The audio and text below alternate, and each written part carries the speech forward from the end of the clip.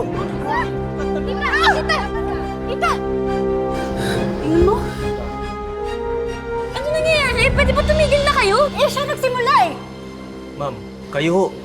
Kitang-kita ko ho kayo. Binibidyohan niyo ho si ma'am. Eh, sikat siya eh. Nag-viral, di ba? Ito pa nga yung video niya eh. Eh, nakita niyo na nga bagsak yung tita ko eh. Tapos dadagdag pa kayo? Tatapakan niyo pa siya? Para po saan? Para sa likes? Para sa views? Ano yun? Wala kayong pakialam sa buhay ng tao na pinapost ninyo? Kasi desperado kayong sumikat? Ganun ba? Yun na lang yung importante sa inyo? Alam niyo, mabait yung tita ko. Yung nagva-viral na video, siya yung biktima doon. Alam ko na meron tayong freedom na mag-post. Pero please naman gamitin natin sa tama, hindi yung nananakit tayo na ibang tao.